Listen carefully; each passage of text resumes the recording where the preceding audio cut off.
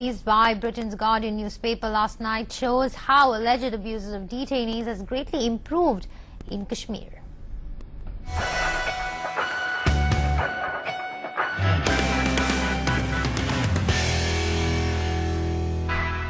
The Guardian report says while the situation is much better now, in 2005, Indian police and security forces detained thousands of civilians in Kashmir and tortured them on the suspicion that they were linked to terrorists. Now, the cables were sent by the US Embassy in Delhi after a briefing by the Red Cross, which was investigating prisoner abuses in Kashmiri jails.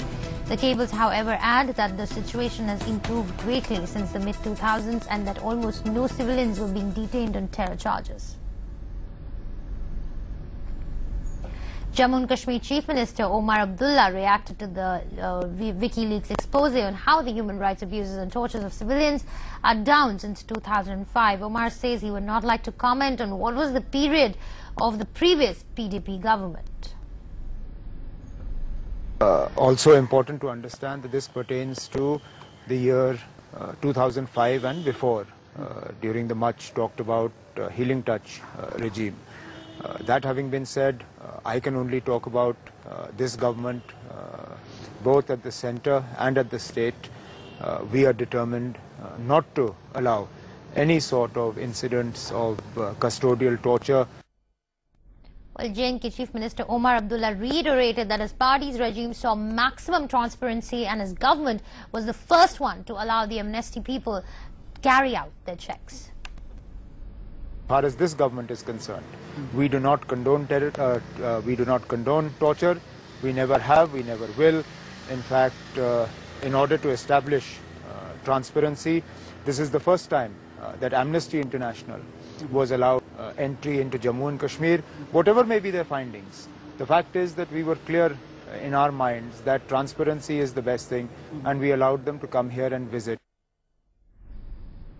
Right, let me go across to my colleague Sohail Bukharia now, who's joining us on the phone line. Sohail, clearly this is a huge push for the Omar Abdullah government if we just go by the details that we are working with at the moment.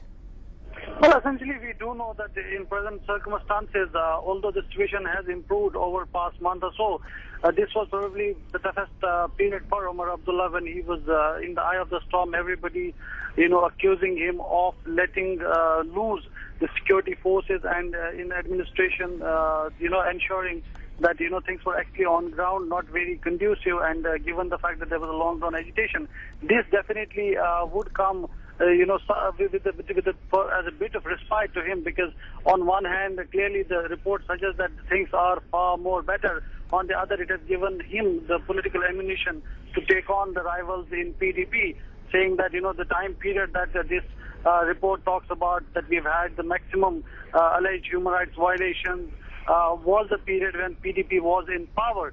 And we all already know that, PDP has reacted sharply to these statements, but nonetheless, one would say that, apart from generating some sharp reactions, it has given some sort of elbow room to Omar Abdullah himself. Right, Sohail, many thanks for joining us with that update. Now, moving on, PDP Chief Mehbooba Mufti has slammed Omar Abdullah for his remarks on Wikileaks revelation about torture in jails in J&K during her tenure as Chief Minister. She said in just 2 years under his regime, as many as 117 people have been killed and the administration is in doldrums. I think it's very important what the people in general vouch for, and they vouch for the healing touch policy. And if you look at Kashmir today, within 2 years of his tenure, Omar Abdullah has transformed whole J&K, especially the whole valley, into a jail. I mean, you had 117 people killed. Mercilessly, you have thousands of them put behind the bars. You have so many, physically handicapped for their whole life. And even today, people are being caught and put behind the bars, and there's total suppression. Well, clearly a war of words is brewing over there on the revelation.